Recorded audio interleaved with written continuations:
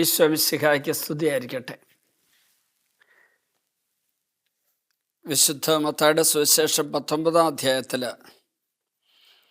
4 മുതലുള്ള വചനങ്ങൾ നമ്മൾ ഇങ്ങനെയാണ് വായിക്കുന്നത്. സ്രഷ്ടാവ് ആദ്യം മുതലേ അവരെ പുരുഷനും സ്ത്രീയുമായി സൃഷ്ടിച്ചുവെന്നും ഇക്കാരണത്താൽ പുരുഷൻ പിതാവിനെയും മാതാവിനെയും വിട്ട് ഭാര്യയോട് ചേർന്നിരിക്കും, അവർ ഇരുവരും ഏക ശരീരമായി തീരുമെന്ന് അവിടെ അരുളി ചെയ്തിട്ടുണ്ടെന്നും നിങ്ങൾ വായിച്ചിട്ടില്ലേ? തന്മൂലം പിന്നീട് ഒരിക്കലും അവർ രണ്ടല്ല ഒറ്റ ശരീരമായിരിക്കും.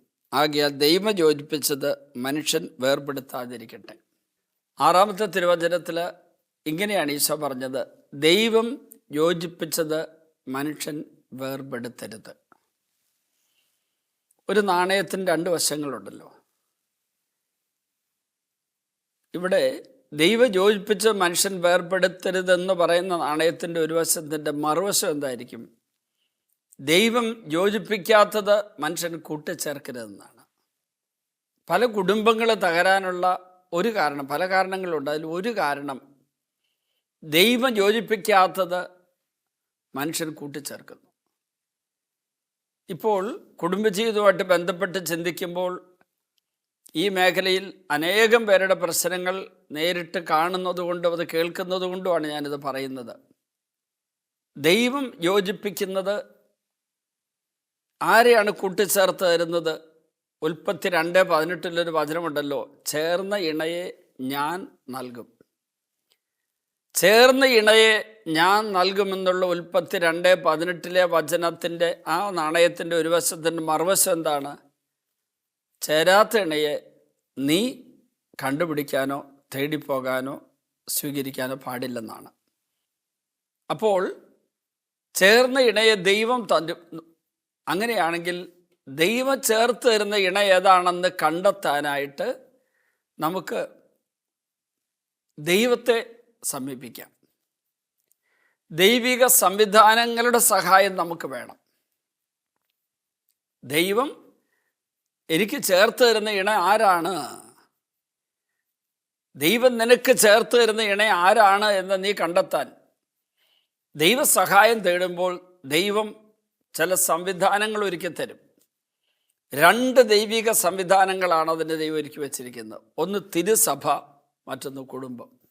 തിരുസഭയാകുന്ന ദൈവിക സംവിധാനത്തിൻ്റെ ഒരു ചട്ടക്കൂടിനുള്ളിൽ സഭയുടെ ആശീർവാദവും അംഗീകാരവും അനുവാദവുമുള്ള ഒരു വിവാഹ ബന്ധമാണ് ഏതൊരു യുവാവും യുവതിയും അല്ലെങ്കിൽ വിവാഹം കഴിക്കാൻ ആഗ്രഹിക്കുന്നവർ സ്വീകരിക്കേണ്ടത്. അത് ഇപ്പോഴത്തെ കാലത്ത് അത് ഒരു പ്രസക്തിയില്ല പലർക്കും. വളരെ നന്നായിട്ട് ജീവിച്ച് നേഴ്സിംഗ് പഠനം പൂർത്തിയാക്കി നേഴ്സിംഗ് പഠിക്കാനായിട്ടുള്ള സാമ്പത്തിക സഹായം പലരിൽ നിന്നും സ്വീകരിച്ചത് ഞാനും കൂടെ സഹായിച്ചു. ഞാൻ കാശൊന്നും കൊടുത്തില്ല, കാശ് കൊടുക്കാൻ പറ്റുന്നവരോട് സഹായിക്കാൻ പറഞ്ഞു. അങ്ങനെ പഠനം 4 വർഷത്തെ BSc നേഴ്സിംഗ് പഠനം പൂർത്തിയാക്കി ജോലി കിട്ടാൻ അവസരമില്ലാതിരിക്കെ ഒരു ഹോസ്പിറ്റലിൽ ഞാൻ റെക്കമെൻഡ് ചെയ്തിട്ട് അവിടെ ഹോസ്പിറ്റലിൽ ആ സഹോദരി ജോലിക്ക് പ്രവേശിച്ചു. അവിടെ വെച്ച് ഇൻ്റർവ്യൂ പാസ്സായി വിദേശത്തേക്ക് പോകാൻ. അപ്പോൾ ഇൻ്റർവ്യൂ പാസ്സായി കഴിഞ്ഞപ്പോൾ സൗദി അറേബ്യയ്ക്ക് പോകാനായിട്ടുള്ള പണം കൊടുക്കാൻ അത്രയും പണമില്ലെന്ന് പറഞ്ഞപ്പോൾ എനിക്ക് പരിചയമുണ്ടായിരുന്ന ആളാണ് ആ ഏജൻസിയുടെ ഉടമസ്ഥൻ എന്നുള്ളത് കൊണ്ട് ഞാൻ അദ്ദേഹത്തോട് എത്രമാത്രം കുറയ്ക്കാൻ പറ്റുമെന്ന് ചോദിച്ചപ്പോൾ ടിക്കറ്റ് ചാർജ് കൊടുത്താൽ മതി, എനിക്ക് തരേണ്ട ഫീസ് ഒഴിവാക്കിക്കൊള്ളാൻ പറഞ്ഞു. അങ്ങനെ അയാൾ ടിക്കറ്റ് ചാർജ് മാത്രം മേടിച്ച് ഈ മകളെ വിദേശത്ത് വിട്ടു. അവൾ അവിടെ ചെന്നതിന് ശേഷം ഒരിക്കൽ മെസ്സേജ് അയച്ചു, ഇമെയിൽ അയച്ചു നന്ദി പറഞ്ഞുകൊണ്ട്. ഇത്രമാത്രം ദൈവത്തോട് ചേർന്ന് പ്രാർത്ഥനയിൽ കഴിഞ്ഞിരുന്ന ഈ മകള് പിന്നീട് ഒരിക്കലും കോണ്ടാക്റ്റൊന്നും ഇല്ലാതായി. അങ്ങനെ ഇരിക്കെ അമ്മയൊരിക്കൽ കണ്ടപ്പോൾ അമ്മ എന്നോട് പറഞ്ഞു, അവളിപ്പോൾ ഒരു യേശുവിൽ വിശ്വസിക്കാത്ത മറ്റൊരു മതത്തിൽപ്പെട്ട ഒരാളുമായിട്ട് അടുപ്പത്തിലാണ്. അതറിഞ്ഞപ്പോൾ അമ്മയോട് ഞാൻ പറഞ്ഞു, അവളോട് എന്നെ കോണ്ടാക്ട് ചെയ്യാൻ പറയൂ. പക്ഷെ അവൾ കോണ്ടാക്ട് ചെയ്തില്ല. പിന്നീട് കേരളത്തിൽ വന്ന അവസരത്തിൽ അമ്മ ഇവിടെ കൂട്ടിക്കൊണ്ട് എൻ്റെ അടുത്ത് വന്നു. ഇവൾ പറഞ്ഞു, എന്താണ് ഞാൻ ഇയാളെ കല്യാണം കഴിച്ചുള്ള കുഴപ്പം? ഞാൻ പറഞ്ഞു, മാമോദിസ വഴി നീ യേശുവിൽ ആയി. 2ാമത്തെ കാര്യം, നീ സഭയിൽ അംഗമായി തീർന്നു. 3ാമത്തെ കാര്യം, സഭ അനുവദിക്കാത്ത സഭ ആശീർവദിക്കാത്ത ഒരു കുടുംബജീവിതമാണ് നീ നയിക്കുന്നതെങ്കിൽ ദൈവാനുഗ്രഹം സഭയിലൂടെ കിട്ടേണ്ടത് നിനക്ക് കിട്ടില്ലെന്നുള്ളത് സത്യമാണ്. 2 കുടുംബ കൂട്ടായ്മയുണ്ട്. നിൻ്റെ കുടുംബത്തിൻ്റെ സകല സമാധാനവും ശാന്തിയെ തകർത്തുകൊണ്ട് നീ ഒരു കുടുംബം സ്ഥാപിച്ചാൽ ഈ തിരുസഭാ കൂട്ടായ്മയും കുടുംബ കൂട്ടായ്മയും ഇല്ലാത്തൊരു കുടുംബജീവിതം നീ ആരംഭിച്ചാൽ നിൻ്റെ കൂടെ ദൈവം വരില്ല. കാനാൻ ദേശം ഒറ്റുനോക്കാൻ വേണ്ടി പോയ ആ 12 പേര് തിരിച്ചു വന്ന് ജോഷുവയും കാലേബും ഒഴികെ ബാക്കിയുള്ളവരെല്ലാവരും കൂടെ ആ നാടിനെക്കുറിച്ച് വളരെ തെറ്റായ വാർത്ത കൊടുത്തപ്പോൾ ജോഷുവയും കാലേബും അങ്ങനെ അല്ല, അവിടെ നമുക്ക് പോകാൻ ദൈവം കൂടെയുണ്ടെന്ന് പറഞ്ഞപ്പോൾ വലിയൊരു ദുരന്തം അവിടെ സംഭവിക്കുന്നുണ്ട്. അത് കഴിഞ്ഞപ്പോൾ ഇവർ പശ്ചാത്തപിച്ച് ഞങ്ങളിതാ പോവുകയാണ്, അങ്ങോട്ട് തന്നെ പോകാമെന്ന് പറഞ്ഞ് പോയപ്പം മോശ വഴി ദൈവം പറഞ്ഞു. മോശയാണ് അവരോട് പറയുന്നത്, പരിശുദ്ധാത്മ പ്രേരിതനായി, നിങ്ങൾ പോകണ്ട, നിങ്ങളുടെ കൂടെ ദൈവം വരില്ല. ദൈവം കൂടെ വരുന്നുണ്ടോ നമ്മുടെ ജീവിതയാത്രയിൽ? ദൈവം കൂടെ ഉണ്ടാകണം, ദൈവം കൂടെ വരണം, ദൈവം നമ്മിൽ പ്രവർത്തിക്കണം. നമ്മുടെ കൂടെ ഉണ്ടായെങ്കിൽ മാത്രമേ പ്രവർത്തിക്കുള്ളൂ. ഇങ്ങനെയുള്ള കല്യാണത്തിലേക്ക് പോയാൽ നിങ്ങളുടെ കൂടെ ദൈവം സഭയിലൂടെ വരില്ല. അപ്പോൾ ഈ സ്ത്രീ എന്നോട് പറയുകയാണ്, യുവതി, ദൈവം എൻ്റെ ഉള്ളിലുണ്ട്, ദൈവമാണ് എനിക്ക് ഇയാളെ കാണിച്ചു തന്നത്, ക്രിസ്ത്യാനികളെക്കാൾ നല്ല ആളാണ് ഇയാൾ. അപ്പോൾ യേശുവിനെയും സഭയെയും വചനത്തെയും കുടുംബത്തെയൊക്കെ തള്ളിക്കളയാൻ അവളെ ഒരു മടിയില്ലാതായി തീർന്നു. കാരണം എന്താണ്? ദൈവം യോജിപ്പിക്കാത്തത് മനുഷ്യൻ കണ്ടെത്തി കഴിഞ്ഞാലുള്ള ദുരന്തം ഇതാണ്. കുടുംബജീവിതത്തിൽ വളരെ പ്രധാനപ്പെട്ട ഒരു കാര്യമാണ് ദൈവം യോജിപ്പിച്ചു തരണം. അതിന് ഈ 2 വിശുദ്ധ കൂട്ടായ്മ വേണം. ആ കല്യാണം നടന്നു.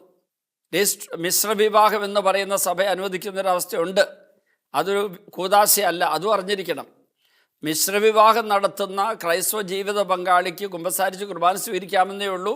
ആ വിവാഹ നടന്നിരിക്കുന്ന ചടങ്ങ് ഒരു കൂദാശയല്ല, 2 പേർക്കും അല്ല. അങ്ങനെ ഇരിക്കെ ഇവിടെ ആ മിശ്രവിവാഹത്തിൻ്റെ ഇതിലൂടെ അവർ ജീവിതം ആരംഭിച്ചു. അപ്പനും അമ്മയുടെ ചങ്ക് തകർന്നു. ഒരാങ്ങള സെമിനാരി പഠിക്കുന്നുണ്ടായിരുന്നു, അവൻ അതിന് വന്നേയില്ല. അതൊക്കെ കഴിഞ്ഞിട്ട് ഡീക്കനായിരുന്നു ഈ ആണ്.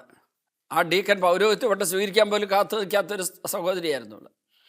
ഒരു 3 പിള്ളേരുണ്ടായി കഴിഞ്ഞതിന് ശേഷം ഭർത്താവ് വലിയൊരു തിന്മയിലേക്ക് വീണ് ആ ഭർത്താവിനെ ഉപേക്ഷിച്ച് ഈ 3 കുഞ്ഞുങ്ങളുമായി ഇവൾ തിരിച്ച് നാട്ടിലെത്തി. അവൾക്കവിടെ നിൽക്കാൻ പറ്റാത്തൊരു സാഹചര്യം വന്നു. തിരിച്ച് നാട്ടിലെത്തി കഴിഞ്ഞതിന് ശേഷം എൻ്റെ അടുക്കൽ വന്ന് എന്നോട് പറഞ്ഞൊരു കാര്യമുണ്ട്. അച്ഛൻ എൻ്റെ സാക്ഷ്യം എല്ലായിടത്തും പറഞ്ഞു. കാരണം ദൈവം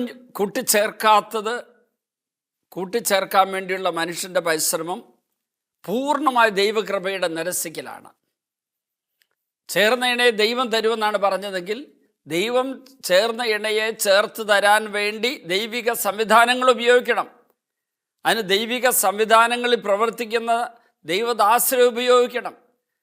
മാതാപിതാക്കളും സഹോദരങ്ങളും കുടുംബാംഗങ്ങളും ആത്മീയ പിതാക്കന്മാർ ചേരുന്ന ഒരു കൂട്ടായ്മയിൽ നിന്നുകൊണ്ടാണ് ചേർന്ന ഇണയെ, ദൈവം ചേർത്ത് തരുന്ന ഇണയെ കണ്ടെത്തേണ്ടത്. ഇതാ ഇവിടെ ഈശോ ഇന്ന് പറയുന്നു, ദൈവം യോജിപ്പിച്ച മനുഷ്യൻ വേർപെടുത്തരുത്. അതിൻ്റെ മറുവശം ദൈവം യോജിപ്പിക്കാത്ത മനുഷ്യൻ കൂട്ടിച്ചേർക്കരുതെന്നും കൂടിയാണെന്ന് ഞാൻ ആദ്യം തന്നെ പറഞ്ഞു. പ്രിയപ്പെട്ടവരെ, ഇത് ഒരു പക്ഷേ കുടുംബജീവിതത്തിലേക്ക് പ്രവേശിക്കാൻ ഒരുങ്ങുന്നവർക്കുള്ള ഒരു വലിയ സന്ദേശമാണിത്. ദൈവം യോജിപ്പിച്ചത് മനുഷ്യൻ വേർപെടുത്തരുത്, ദൈവം കൂട്ടിച്ചേർക്കാത്തത് മനുഷ്യൻ കൂട്ടിച്ചേർക്കരുത്. ചേർന്ന ഇണയെ ദൈവം തരും. ഒരിക്കലും നമ്മളല്ല ഇണയെ നിശ്ചയിക്കേണ്ടത്. ഒരു പുരുഷനും ഒരു സ്ത്രീക്കും അവരുടെ ജീവിത പങ്കാളി ആരായിരിക്കണമെന്ന് തന്നിഷ്ടപ്രകാരം തീരുമാനിക്കാൻ ദൈവം അനുവദിച്ചിട്ടില്ല. ദൈവം അയാൾക്ക് ഏൽപ്പിച്ചു കൊടുക്കുന്ന ജീവിത പങ്കാളിയെ സ്വീകരിക്കാൻ ദൈവം അനുവദിക്കുന്നുള്ളൂ. ഇനി ദൈവത്തിൽ വിശ്വസിക്കാത്തൊരവസ്ഥയിൽ, ദൈവിക സംവിധാനങ്ങളെ തള്ളിക്കളയുന്ന അവസ്ഥയിൽ അങ്ങനെയുള്ളവർക്ക് ഈ പറഞ്ഞ സ്വീകാര്യമല്ലായിരിക്കാം. പക്ഷേ ഇങ്ങനെ ഒരു സത്യമുണ്ടെന്ന് ഞാൻ നിങ്ങളുടെ മുമ്പിൽ ഇപ്പോൾ ദൈവത്തിൻ്റെ നാമത്തിൽ പ്രസ്താവിക്കുകയാണ്. ദൈവം നിങ്ങൾക്ക് തരുന്ന ജീവിത പങ്കാളിയെ കണ്ടെത്തുവാൻ നിങ്ങൾക്ക് പല മാധ്യമങ്ങളെയും പല വ്യക്തികളെയും പല സംവിധാനങ്ങളെ ഉപയോഗിക്കാം. പക്ഷെ ആ ദൈവിക സംവിധാനമാണോ, ദൈവം നിയോഗിച്ച വ്യക്തിയാണോ, ദൈവിക ക്രമങ്ങളാണോ എന്ന് നോക്കണമെന്ന് മാത്രം. ഈശോയെ, കുടുംബജീവിതത്തിൻ്റെ വിശുദ്ധമായ അടിസ്ഥാനം ദൈവം യോജിപ്പിക്കുന്ന ജീവിത പങ്കാളിയെ കണ്ടെത്തുക എന്നുള്ളതും അയാളെ സ്വീകരിക്കുക എന്നുള്ളതും അയാളോടൊത്ത് ഒരു ബലിജീവിതം ആരംഭിക്കുക എന്നുള്ളതുമാണല്ലോ. അതിനുള്ള കൃപാവരം വിവാഹത്തിനൊരുങ്ങുന്ന എല്ലാവർക്കും നൽകണമേ. ഇക്കാര്യത്തിൽ വീഴ്ച വന്നു പോയിട്ടുള്ള, ജീവിതത്തിൻ്റെ അടിസ്ഥാനം തെറ്റിപ്പോയിട്ടുള്ള, തകർന്ന കുടുംബ ബന്ധങ്ങളുള്ള ദമ്പതിമാരെ ഇപ്പോൾ ആശീർവദിച്ച് അവരുടെ തെറ്റ് തിരുത്താനുള്ള അവസരം അവർക്ക് കൊടുക്കണമേ. പിതാവിൻ്റെയും പുത്രൻ്റെയും പരിശുദ്ധാത്മാവിൻ്റെയും നാമത്തിൽ ആമേൻ.